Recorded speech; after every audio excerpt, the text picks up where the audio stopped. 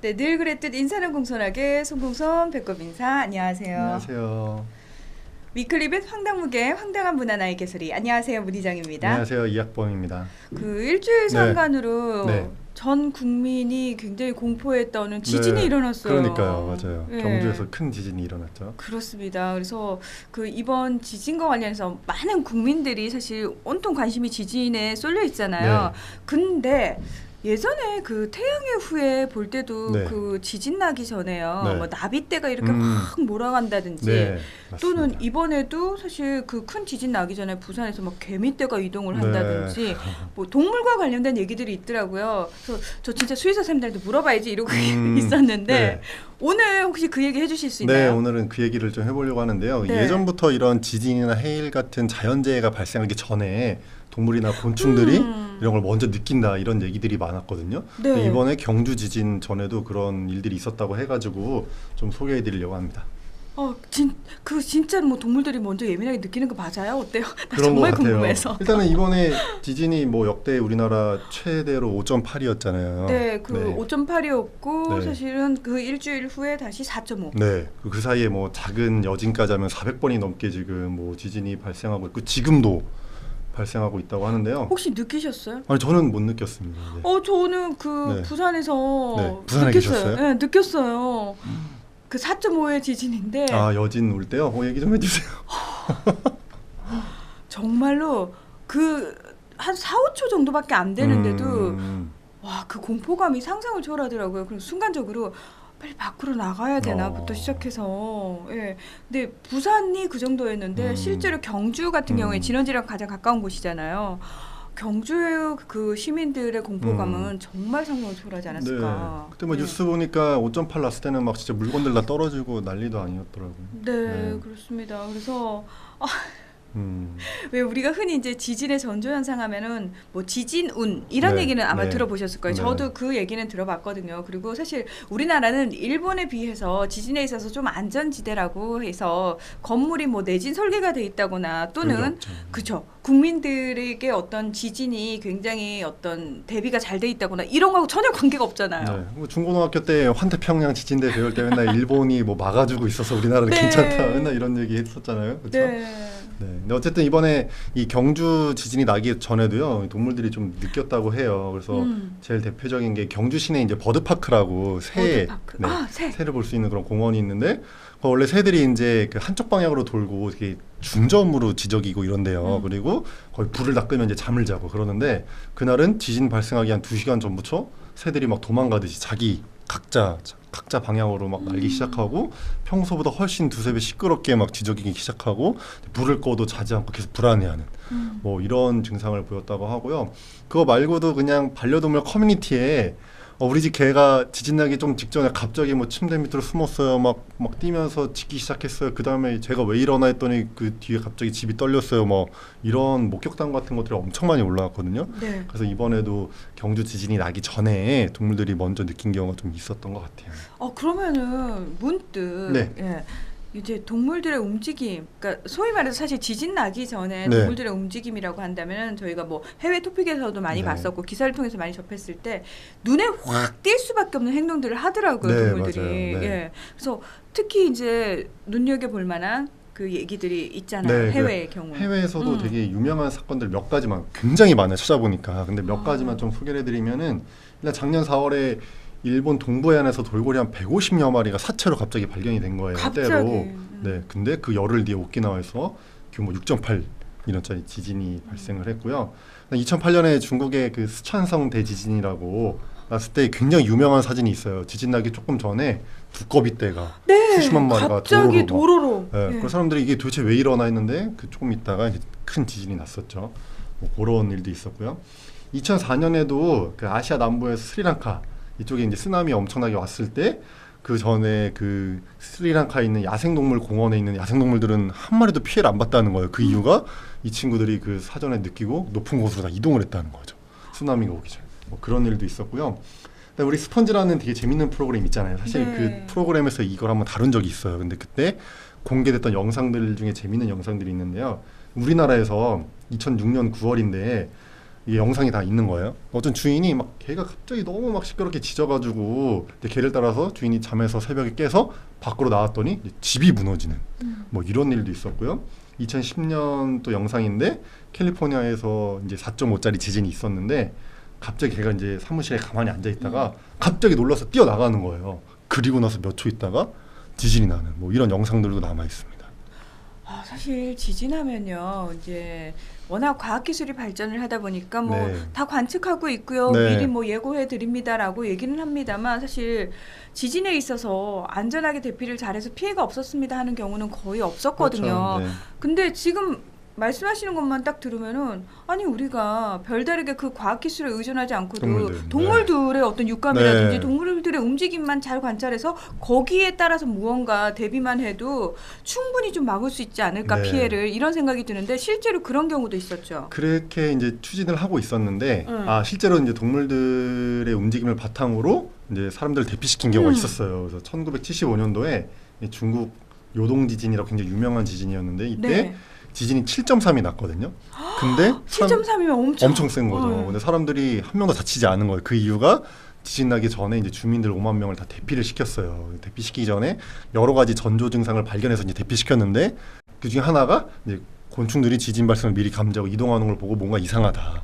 그 여러 가지 전조 증상들이랑 같이 곤충이 이동하는 것까지 포함해서 사람들을 대피시켜서 이제 인명피해가 안 나는 그런 사건이 있었습니다. 굉장히 유명한 사건이에요. 그렇죠. 그러면 이제 우리가 여기서 교훈을 얻는 거죠. 예, 동물들의 움직임을 예의주시하면은 그 뭔가 과학적으로 조금 효과가 있지 않을까. 네. 그래서 실제로 그런 아이디어를 가지고 연구하시는 분들이 있더라고요. 네. 막 논문도 있고 한데 이게 이제 뭐 여러 가지 과학자분들이 이제 이론을 내요. 그래서 분명히 동물들이 이제 먼저 느끼는 것 같은데 뭐 동물마다 차이는 있겠지만. 근데 이게 그냥 동물들이 육감에 뛰어나서 느끼는 것 같다. 그래서 이 친구들이 뭐 지진이나 해일이 오기 전에 미리 있는 그런 미세한 진동, 사람은 느끼지 못하는 그런 걸 먼저 느끼는 것 같다. 뭐 이런 얘기하는 게 있고요. 또 이 친구들이 어쨌든 여러 가지 감각이 발달돼 있잖아요. 그래서 지진 같은 거 일어나기 전에 어떤 공기의 변화라든지 그런 분출된 가스 같은 걸 먼저 맡는 거 아니냐. 냄새, 사람의 후각은 맡을 수 없는 냄새를. 냄새죠, 그렇죠. 네, 뭐 그런 이제 이론들이 있는데 사실은 뭐 아직 과학적으로 정확히 입증된 건 없대요. 근데 뭐 2000년에 어떤 논문에 따르면은 지진이 이제 피파가 있고 에스파가 있는데 에스파가 좀 뒤늦게 오면서 강력하게 오는 건데 그 전에 피파를 동물들이 먼저 느낀다. 뭐 이런 논문도 있긴 있는데 아직까지 다 뭐 입증된 거는 없어요. 이게 왜 그러냐면은 과학자들도 반신반의 하는 거예요. 왜냐면은 아까 1975년도에 굉장히 유명한 사건이 있었잖아요. 네. 이제 곤충들의 움직임을 바탕으로 사람들을 대피시켰잖아요. 근데 바로 1년 뒤에 당산 지역에서 똑같은 이제 이런 지진이 있었는데 그때는 또 전조 증상이 별로 없었다는 거죠. 그러니까 이게 과학자들이 봤을 때는 어떨 때는 있고 어떨 때는 없고 하니까 이게 우연일 수도 있을 거다라고 생각하시는 분들도 있는 것 같아요. 그래도 그 동물들의 움직임이 눈에 띌 정도로 무언가 달라졌다라고 한다면 저는 미리 대비해서 나쁠 건 없지 않을까. 그렇죠. 그러니까 과학적으로 입증이 안 됐어도 이거를 무시하진 않았으면 좋겠다. 이제 이렇게 생각하면 될 것 같아요. 그렇죠? 근데 진짜 수의사로서 우리 학원 대표 평소에 맨날 본인이 이과 출신이고 굉장히 과학적인 걸 믿는다라고 얘기를 하고 하시는데 이런 동물들의 지진 전조 현상에 대한 어떤 이상 반응들에 대해서는 어떻게 생각하세요? 개인적으로? 뭐 그럴 수 있을 것 같아요. 왜냐하면 동물들이 사람보다 훨씬 여러 가지 감각이 뛰어나잖아요. 뭐 후각도 뭐 몇 억 배까지 최대 뛰어나다고 하고 뭐 청각도 개고양이가 모두 사람 가청 주파수보다 훨씬 넓은 범위를 듣잖아요. 그러니까 과학적으로 어떻게 입증은 안 됐지만 분명히 먼저 느낄 수는 있을 것 같다. 네. 그렇게 생각하고 있습니다. 그런 부분은 또 믿으시는 걸로. 그냥 그럴 수 있을 것 같다. 네, 이렇게 뭐 눈에 띄게 정말 뭐 외부의 어떤 동물들의 움직임뿐만 아니라 사실 함께 생활하고 있는 반려동물들도 이제 지진이 오기 전에 이 친구들의 어떤 움직임도 눈여겨볼 필요가 있지만 또 하나 어쩔 수 없이 지진이 왔을 때 그럼 우리 반려동물들은 어떻게 보호를 해야 할까? 맞습니다. 그러니까 이번에 우리가 사실 지진에 대해서 그동안 안전불감증이었죠. 그러니까 많이 지진이 왔을 안전불감증이죠. 때 어떻게 대처하는지도 모르고 있다가 이번에 막 찾아보시는 분들이 많은데 이제 반려동물 키우시는 분들은 거기 더 나아가서 우리 동물은 어떻게 해야 되지 막 이런 걱정까지 하시는 거예요. 왜냐하면 실제로 큰 자연재해가 있었던 곳이라든지 사고가 있었던 곳에 버려진 동물들, 미처 챙기지 못했던 동물들 그 얘기들 되게 많잖아요. 많죠. 우리나라에서도 뭐 많이 있었죠. 자연재해도 그렇고 뭐 연평도 사건 같은 거 있을 때도 막 사람들이 먼저 빠져나와야 되니까 동물들만 동물들을 두고 그냥 놔두거나 네, 뭐 그런 일들이 많았죠. 뭐 어쩔 수 없었다고는 하지만 하지만, 사실 뒤늦게 네. 알려져서 굉장히 가슴들이 많이 아팠잖아요. 네. 그래서 한 그 일간지에서 이거 이제 미국에는 이런 자연재해가 났을 때 동물들을 어떻게 대피시켜야 되는지 이런 가이드라인 같은 게 있나 봐요. 그래서 그거를 번역해서 이제 기사화한 게 있어가지고 그거를 좀 소개해 드릴게요. 반려인들 더 귀 네. 쫑긋하고 네. 예, 그러니까 지진 들으셔야 등 돼요. 재난이 발생했을 때 이제 동물들한테는 어떻게 해줘야 되는지. 네. 일단은 반려동물과 대피할 때 이제 사람의 먹을 물과 사료, 그 음식도 있어야 되지만 반려동물의 물과 사료를 별도로 이제 챙겨야 되는 거죠. 그리고 이제 건식 사료는 습해지면 상할 수 있으니까 수시로 상태를 한번 확인해 봐라. 강아지나 이제 고양이, 반려동물이 복용하는 약이 있으면 미리 챙겨라. 그다음에 제일 중요한 게 저는 이거 같은데 이동할 때는 급하니까 그냥 데리고 뛸 수 그렇죠. 있는데 이제 그렇죠. 이동장을 반드시 챙겨야 된다고 해요. 그게 이제 놀란 동물이 흥분해가지고 잃어버릴 수도 있고 또 이 케이지 안에 이동장 안에 있을 때 반려동물이 더 안전함을 느끼기 때문에 반드시 이동장에 넣어서 이제 대피를 시켜라.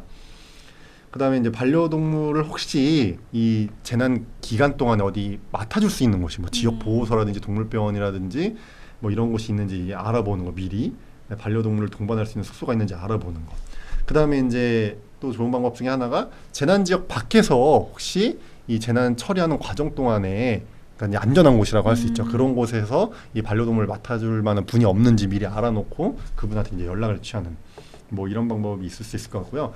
그다음에 이제 이것도 아주 중요한 건데요. 미국에서도 이걸 되게 강조해놨어요. 미국 가이드라인에서도 네. 대피하다가 반려동물을 잃어버릴 수 있기 때문에 반드시 동물 등록을 해야 된다. 동물 등록 네, 반드시 네. 내장 칩. 네, 근데 거기 아예 가이드라인이 써 있더라고요. 근데 인식표는 끊어질 위험이 있기 때문에 체내에 이제 마이크로칩을 삽입하는 방법으로 해야 잃어버리지 않을 수 있다.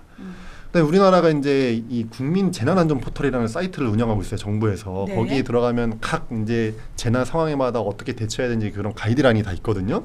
근데 거기에 재난 상황에서 이제 원칙적으로 봉사동물, 그러니까 구조동물 같은 것들이죠. 봉사동물을 제외한 동물은 어떤 대피할 때 동반할 수 없게끔 돼 있어요. 그러니까 동물을 데리고 대피시설로 가게끔 아직 안 돼 있거든요. 근데 이거는 안 키우시는 분들도 있기 때문에 아마 그렇게 해놓은 것 같은데, 그래서 혹시 동물과 함께 대피소로 대피할 수 없을 경우에는 불가피하지만 동물을 어디 두고 가야 되잖아요. 네. 그럴 때 또 해야 될 상황들이 있어요. 첫 번째는 절대 이제 묶어두면 안 된다.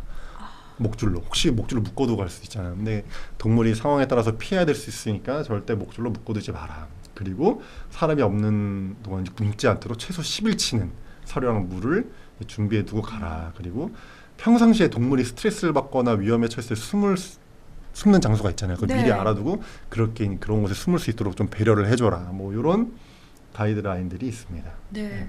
근데 사실 한 두어 번 소위 말해서 식겁을 하고 나니까 많은 분들이 지진에 대해서도 좀 네. 관심이 많아지셨거든요. 그러면서 말 그대로 비상 배낭까지 이제 챙겨 놓는다 네. 이런 얘기도 나오던데, 반려동물을 키우시는 반려인들 입장에서는 그 비상 배낭 안에 이 반려동물을 그렇죠. 위한 사료 같은 거. 사료나 네. 물까지도 다 구비를 좀 미리 해 놓으셔야 된다는 네. 거. 예. 동물 지금 뭐 사람도 목숨이 위중한데 뭐 동물까지 챙기냐라고 얘기하는 건 뭐 저희 위클리핏에서는 더 이상 뭐 할 필요가 없는 논란인 것 같고요. 네. 이제 반려인들 입장에서는 같은 생명이기 때문에 최대한 대비를 하더라도 동물과 사람이 그렇죠. 함께 할 수 있는 그런 대비책 반드시 평소에 좀 생각을 많이 하고 계셔야 될 것 같습니다. 네, 위클리빗 황당무계 오늘은 여기서 마무리하겠습니다. 함께 해주셔서 고맙습니다. 감사합니다.